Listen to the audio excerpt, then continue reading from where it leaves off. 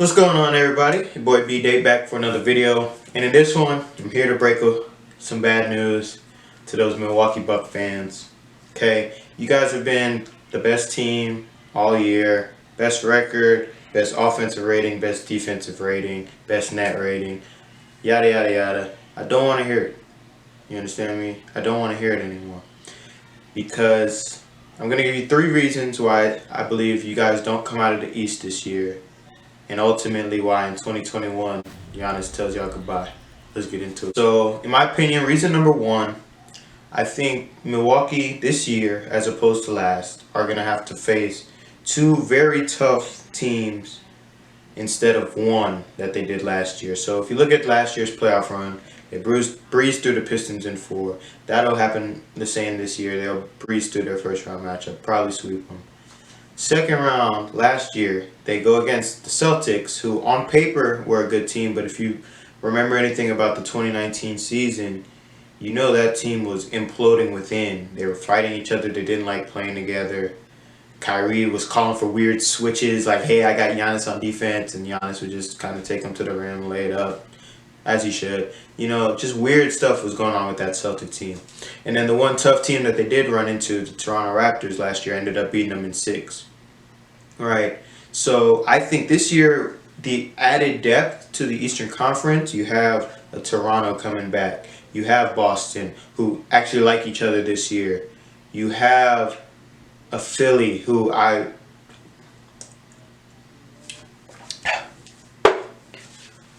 still drinking the Kool-Aid on. You know, the size that they can present against Giannis and against Brook Lopez and keep those guys off the board. And then you also have the Miami Heat, who are in the 4 seed right now and who would be matched up to play them in the second round series.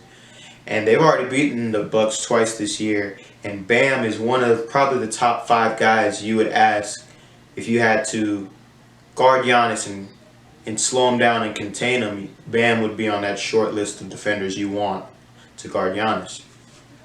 So I really think the added depth of the Eastern Conference is one factor that can play a little more than last year. Last year, if you think about it, they didn't make the finals, and they only have to play 1 tough team. This year, you're getting 2, and, you know, that attrition could wear on you, even though, you know, everybody's well rested with the hiatus and, you know, restarting in the bubble. That's still, you know what I'm saying, those are still going to be tough games.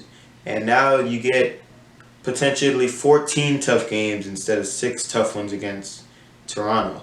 So that's kind of where I'm at with my first point, just the abundance of teams who are really, really good and really well equipped to match up with Milwaukee. Reason number 2 I have for the Bucks not making it out of the East, it's going to be one that might shock you. So I did say they were first in offensive rating this year, which is great.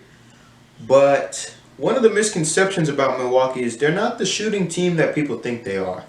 Okay? They rank in terms of 3-point field goal percentage. They're middle of the pack, 16th in the NBA. And, you know, it kind of gets covered up a little bit by the amount of threes they take. They take the 4th most threes in the league. So it kind of covers up the fact that they don't shoot it super well, aside from like George Hill, who's been money all year. They don't really have that 2nd and 3rd and 4th guy who are lights out. If you look at like a team like the Mavs, who have 3 to 4 guys who are over 39, 40%, or a team like Houston, or a team like, you know, the Heat, who have a bunch of guys hovering at 38, 40%. Milwaukee doesn't really have that. They have George Hill, who's kind of inflated their percentages, or they might be down around 20th in the league in terms of 3-point percentage. So you have to look at that as a factor. They also struggle at the free throw line. I believe on NBA.com I looked up, they're either 26th or 27th in free throw percentage. And like I said in my first point, with all the added amount of tough games they'll have to play this year, in my opinion, free throws could definitely be something that costs you a game or costs you 2 games. And I really think there's a lot less wiggle room this year for them to afford losing one of those because of the free throw line or because they have a slump at the 3-point line. Because what them being 4th in attempts shows me will lead into my third point of the fact that I don't know how well Coach Budenholzer is equipped to make in-game, in-series, in-quarter adjustments. You know what I mean? I really think he's one of those guys. And I've compared the Bucks to the Rockets before, but I really think they are the Rockets of the East. And let me explain. Mike D'Antoni, Mike Budenholzer, both named Mike. No. Honestly though, they're both coaches who love pace, love space, give it to one guy at the top, let them operate, try and get to the lane. If help collapses, you kick out to our 4 other shooters on the court. The same philosophy that D'Antoni has, Budenholzer adopts a lot of those same philosophies, right? They're also, and this can be, a good thing or a bad thing based on how you look at it, they're also very rigid in the fact that they're not going to make a lot of adjustments off of how they want to play. The threes ain't falling for Houston. Look at Game 7 against the Warriors in 2018. They missed 27 in a row, right? Not once did anyone say, all right, guys, let's stop taking tough threes and, the ones that were wide open, whatever. But there was a lot of tough threes that they missed in there. I feel like Mike Budenholzer's the same way. If you look at that Toronto series last year that they lose, there was no sort of invention or innovation to the offense when they put Kawhi on Giannis. And I think in a series against possibly Philly, if Embiid is having his way containing Giannis, or if you look at Miami and Bam's doing a great job and the threes aren't falling, what's the plan B? And that's something that's always really concerned me about this team.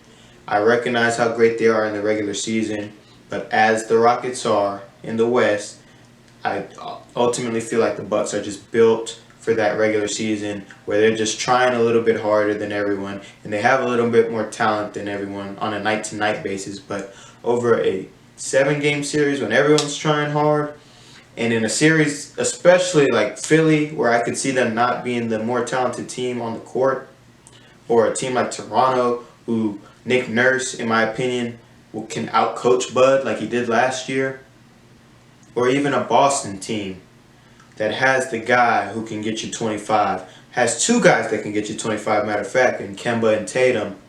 They have the coach that's better than Budenholzer and Brad Stevens. And this year they're just playing with a continuity that they like each other, the chemistry is a lot better. Gordon Hayward's been a lot better for them. So that's 3 teams right there that I list off that I really feel are live threats to Milwaukee.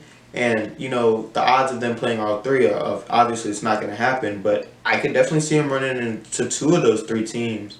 And all 3 of those teams pose problems for Milwaukee that I don't think you see on a night-to-night basis of the regular season. So you guys can let me know what you think. Am I overreacting? Am I not giving Milwaukee enough credit? Obviously this is a big year for Milwaukee. If they don't make the finals again, that's just another seed of doubt planted in Giannis's mind of, man, maybe I do need to leave in 2021 and chase the bag somewhere else and chase a ring somewhere else, because that man just wants to win. But let me know what you guys think, Bucks fans. Am I being too harsh on y'all? Is it a big city bias thing against y'all? Obviously I'm a Laker fan, and y'all always talk about the small markets don't get no love, but I can just go on what I've seen recently in the playoffs. I can go off of your coach not being the guy who makes the in-game adjustments, and that's kind of my conclusion. Y'all let me know what y'all think. Thank you so much for watching this video.